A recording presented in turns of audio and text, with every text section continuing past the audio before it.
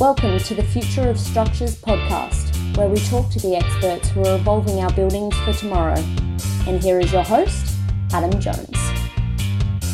Today we are speaking to Frans Johansson. He is author of two books, The Medici Effect and Click Moments, and is the CEO of Medici Group, who consults big companies like ESPN, Microsoft, and Disney. So we talk about the Medici Effect, which he outlines in his first book. So, some of the things that he talks about are the point of intersection. So how you can draw inspiration from other industries and then bring it into your own. So what that means is if you're an accountant, you don't read a book on accounting, you might read on a book, on something like fashion, and then you bring that into your industry. So it's how you can innovate, drawing inspiration from other industries, and also click moments. So in this book, what he talks about is drawing on the uncertainty that is present in the business world. So this goes against the traditional thinking of, say, the 10,000 hour rule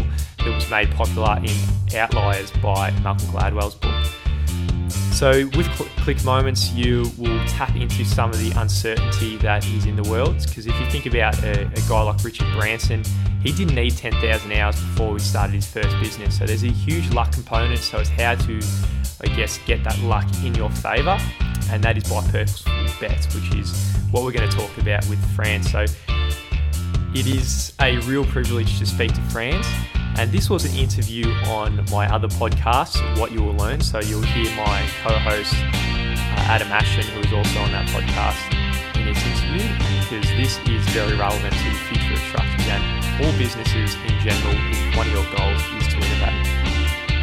And without any further ado, here is Frans Johansson.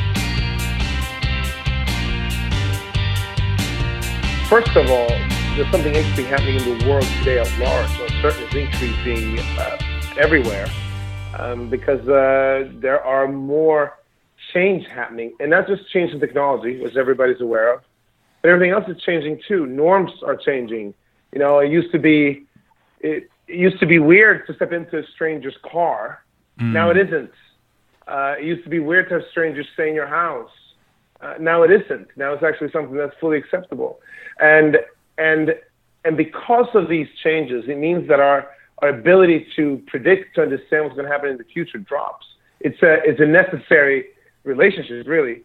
And so what's interesting about it, though, is that if you're looking to have success, if you're looking to have opportunity, it really comes from you setting yourself apart from others, one way or another.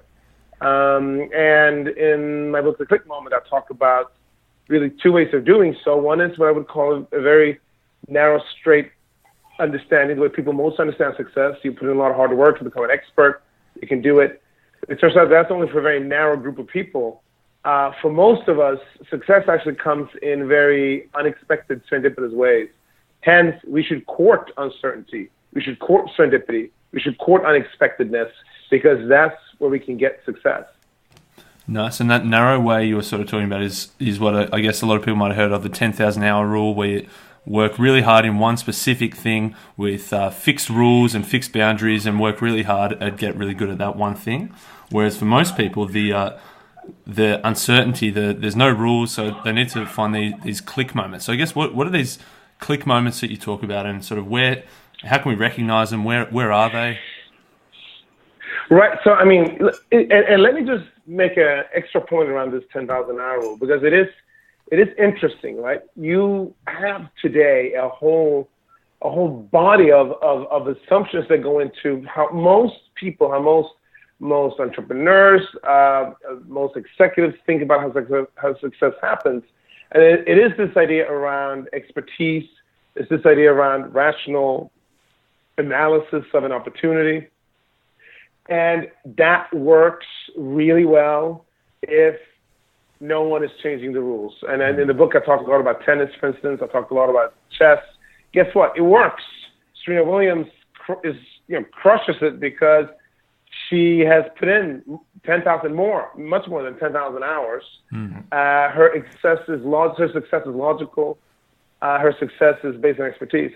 And it doesn't really work for anybody else, because if the rules can change, then what are you supposed to invest 10,000 hours into? Right? That's why Richard Branson could start an airline despite the fact that he had no experience in airlines and still come out ahead.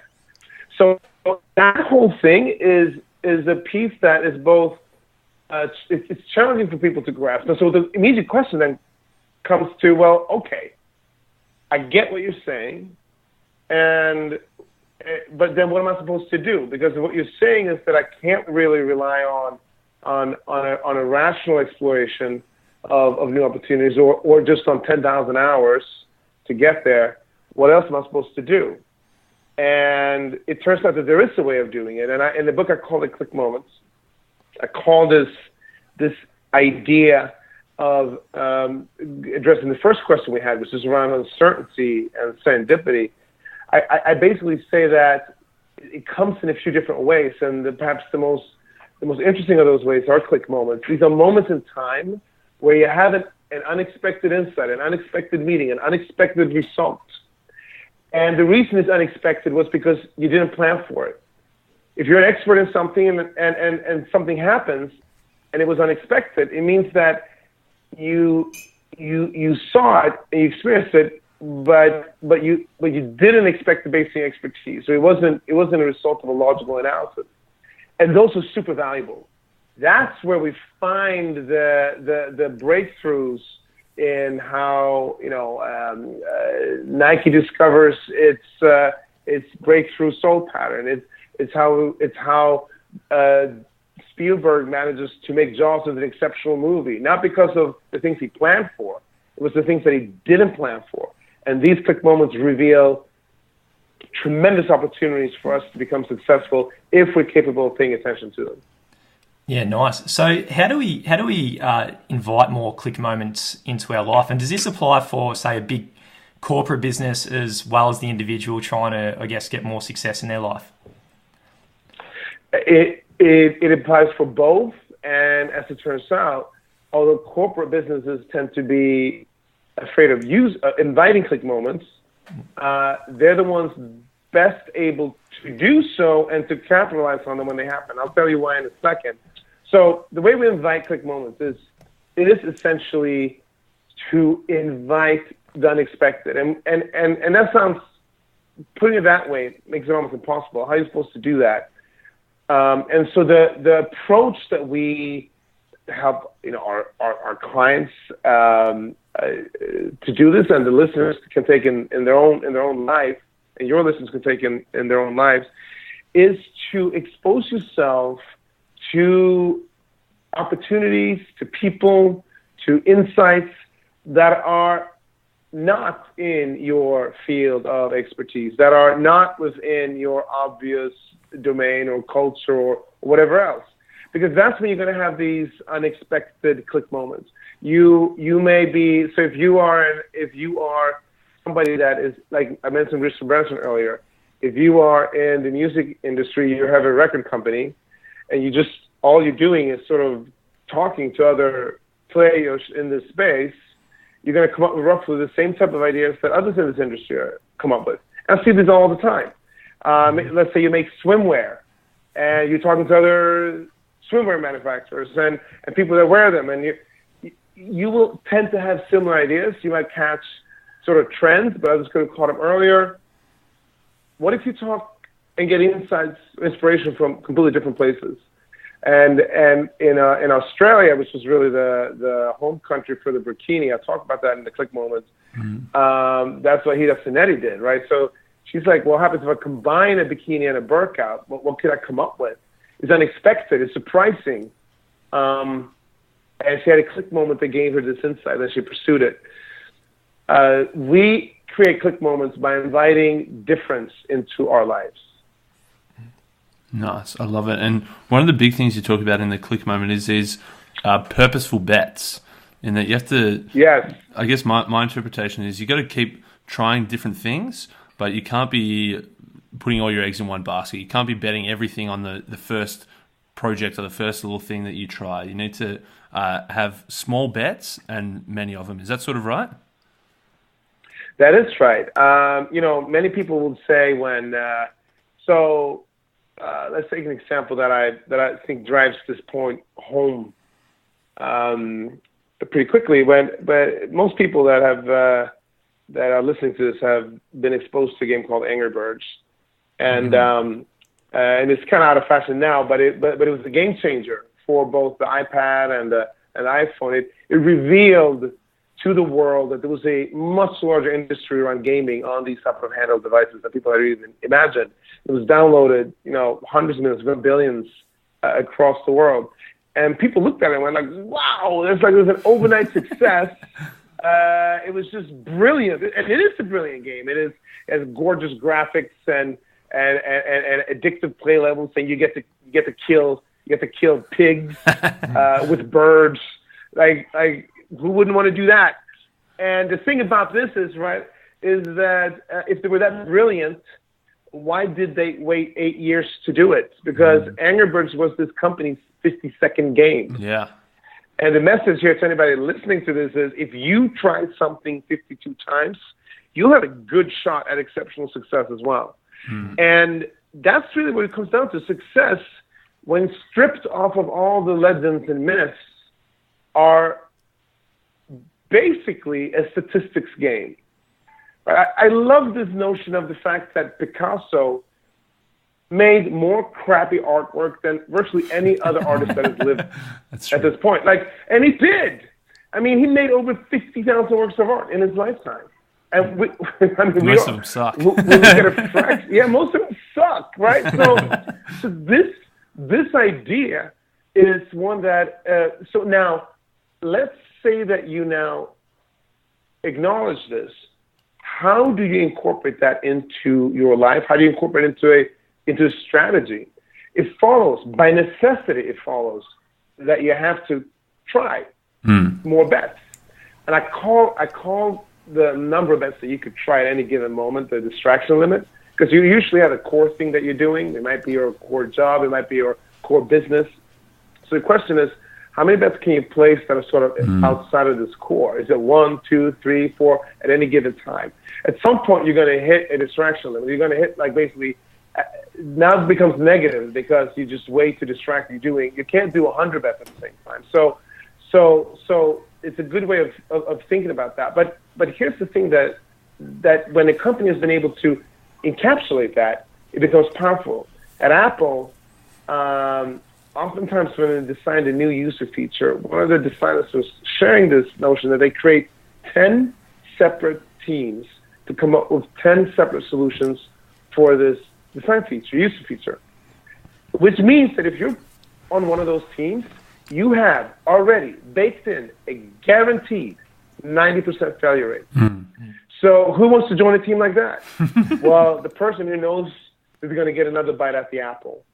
And so that becomes this, when you talk about purposeful bets, it means place, yes, many bets. They have to be smaller, also by necessity, because otherwise you're going to run out of capital or resources. And you do that until you hit something that's really surprising the market and maybe even surprising yourself. Yeah, nice. It's such another, for me, it's another definition of persistence. So some people might persist at the one idea, but what you're saying is, I guess, have 10 different swings or a lot of bets, and then as soon as something sticks, you go with that. So say something starts to work and one of your bets starts to be paying off, I guess. So what do you do next? Right. So this is where one basically has to make a choice, right? And it starts to work. You're getting a good feeling, and people ask, what should I look for? I mean, it's worthwhile taking a couple of seconds to say that. I mean, sometimes it's obvious, right? Whether it's you're getting sales, you're getting viewers, or you're getting interest in other ways. There's some type of metric that is beginning to sort of have a rise, sometimes in an exponential fashion. But I will also say that there's another thing to look for, which is that if you're surprised by the bet that you place, if something happens that surprises you, I would pay attention to that. I consider surprise a leading indicator of innovation.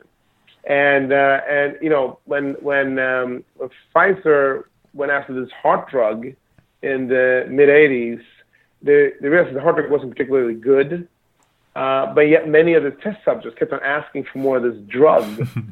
And they're like, really? Like, it's not very good. And they're like, the people saying, well, yeah, but you give us some more of that.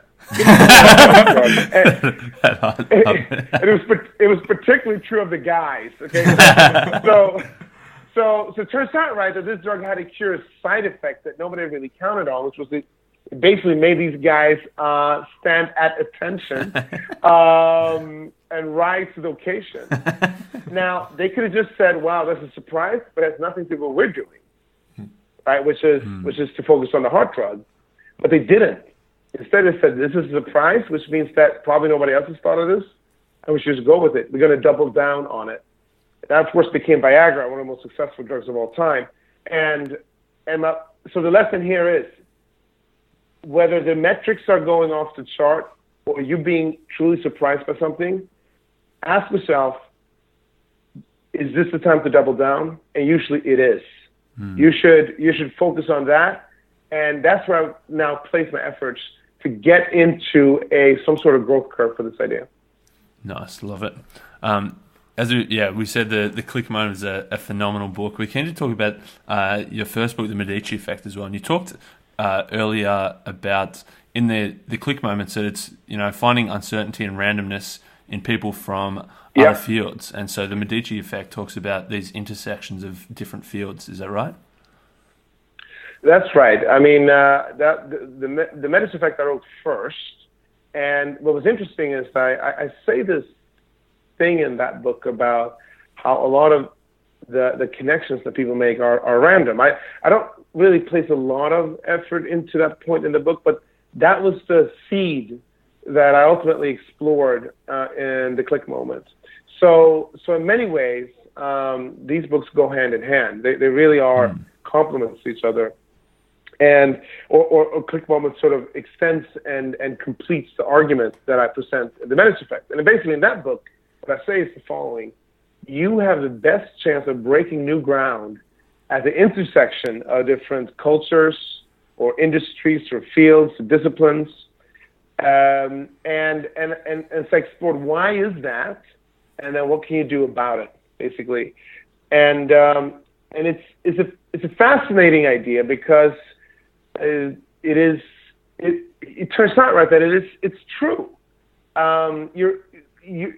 You're looking at different ways in which people have explored intersection, and it becomes basically I would say the fundamental driver of innovation. And I often talk about the fact that diversity drives innovation.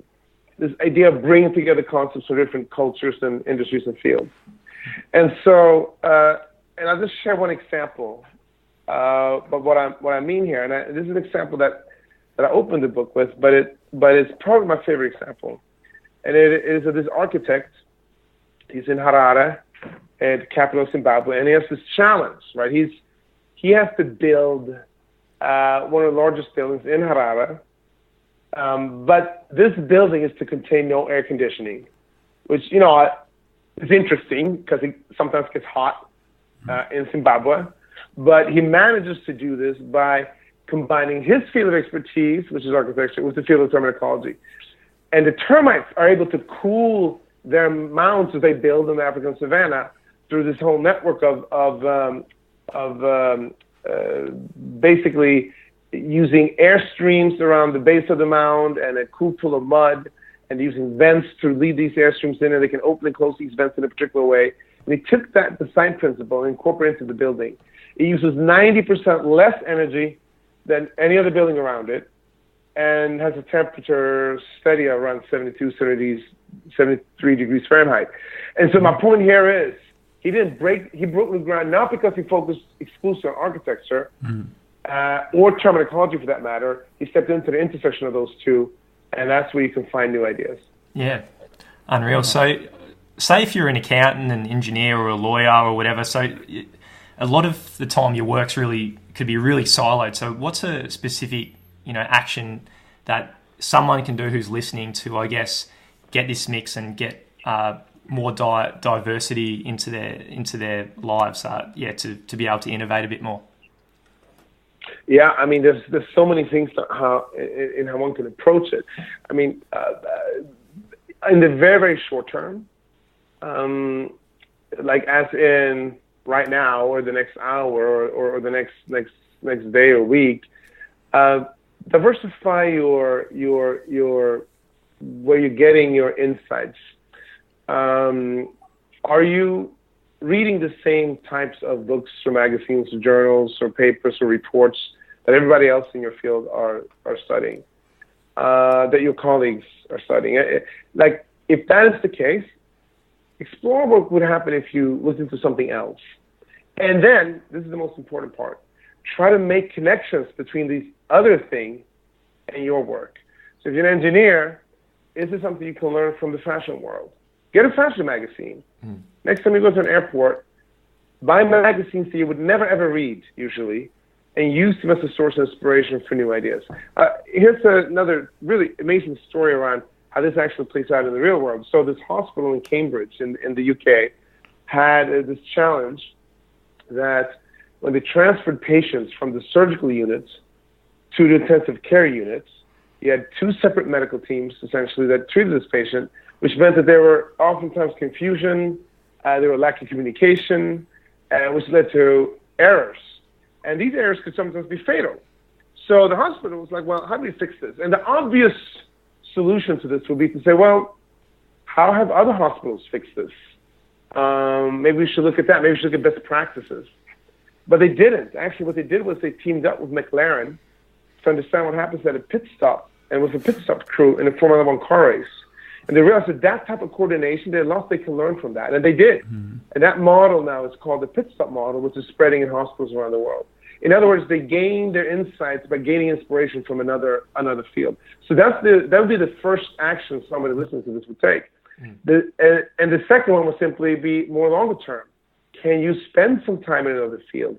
Can you diversify your group of colleagues or friends? So you, in that, can invite new perspectives. That's fantastic. It's interesting to see that, as you say, that there's issues in a hospital, but you don't go looking for other hospitals to see what they're doing. You go completely left field. So maybe it is that someone who's an accountant and wants to be a really good accountant, maybe the best way isn't to just become the next level up in the ladder and keep going. Maybe it is to step outside the field and do something completely different for a little while. That's right. And actually what's interesting is that in field after field after field, the definition of what it means to be this type of expert is rapidly evaporating. Ask yourself, what does it mean today to be an expert in retail, for instance? Retail is undergoing massive change. And if you ask a quote-unquote retail expert what the next 5 years is going to hold in retail, you're going to get, if you ask 5 experts, you're going to have 5 different answers. And if you get 5 different answers, what does it even mean to be an expert? It means that you're just guessing, just like everybody else.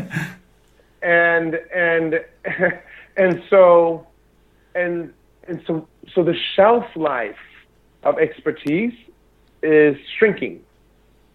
It is this thing where the more interesting use of expertise is how you combine it with something from another field or another industry or another culture.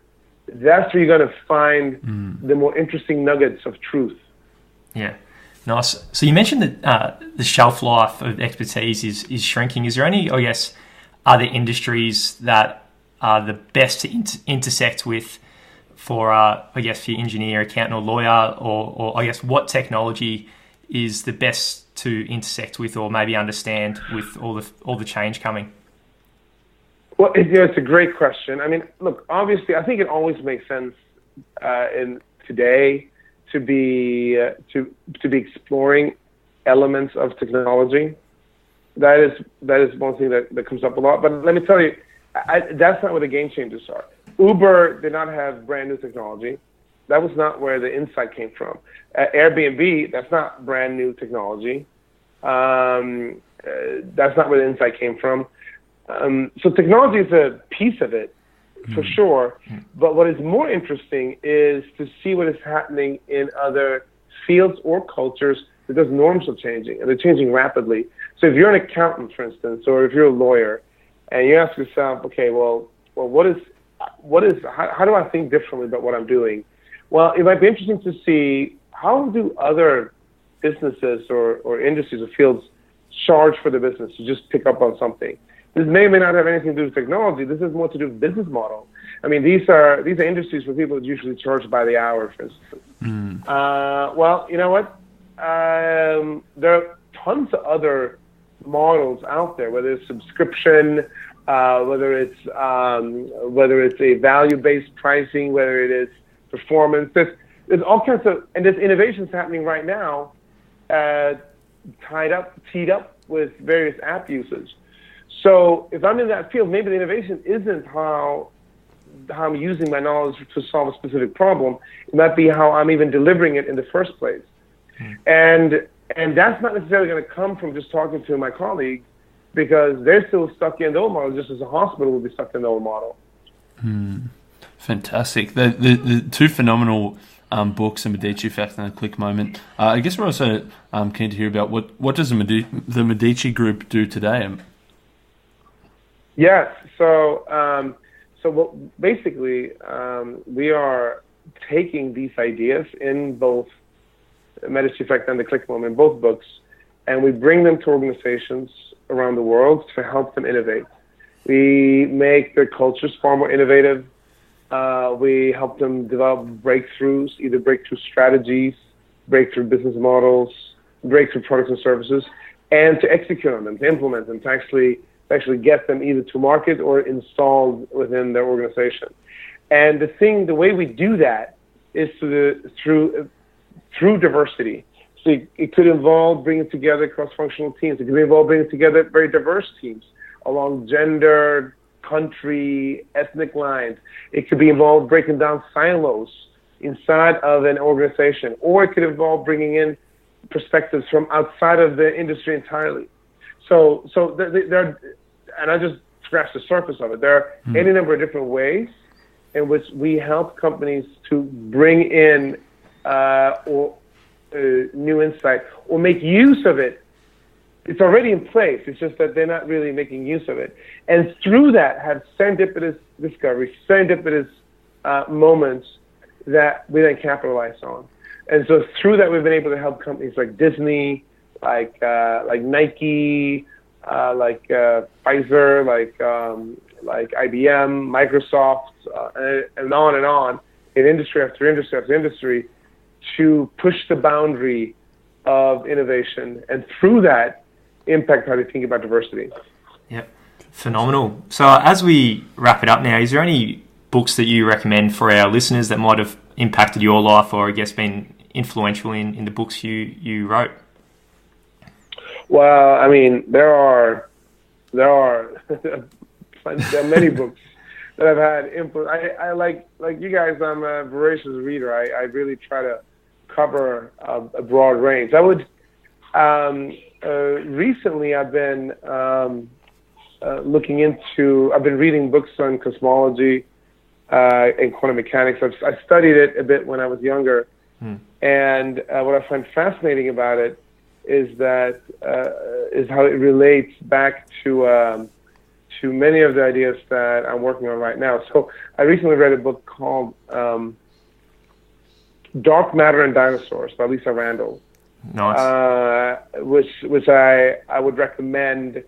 It is accessible, so you don't have to know much about quantum or anything about quantum mechanics or anything about cosmology for it at all. So she's written it in a way that enables people to understand it. But it also gives insight into some of the larger questions that I think surround us in the universe, and it's certainly been helpful in now enabling me to push forward in the work we do at the Medici Group. So that is probably one of the more recent reads that I would like to put up.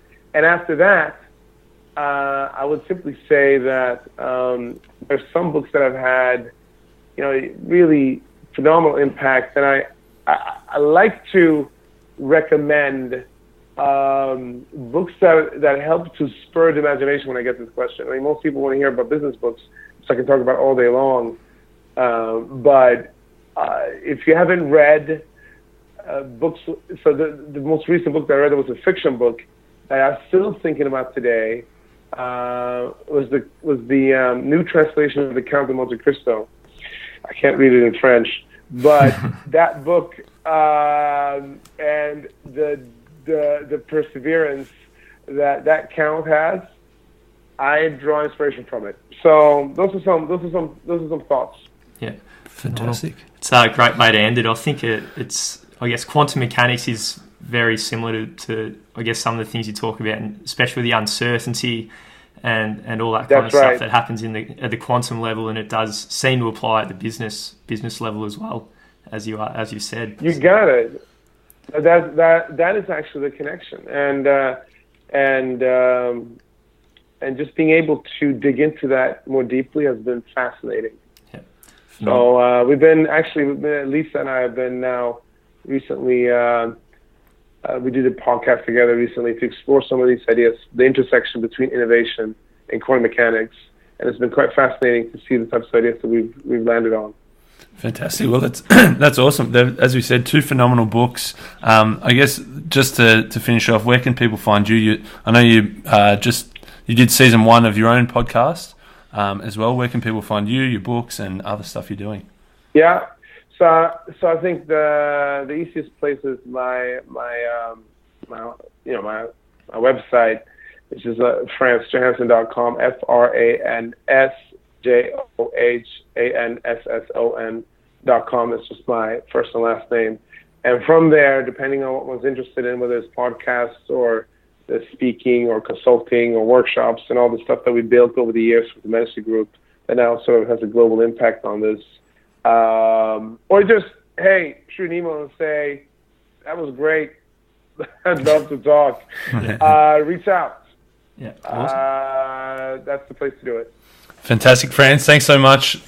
Really enjoyed it. Really appreciated it. And yeah, look forward to hopefully another book sometime soon. Thank you. Yeah, working on it. Hey guys, Adam here. Just before you go, just one quick request. If you're enjoying the show, please leave a review. It helps our rating and ranking on iTunes so more people can hear from the people who are making our cities better places for our future.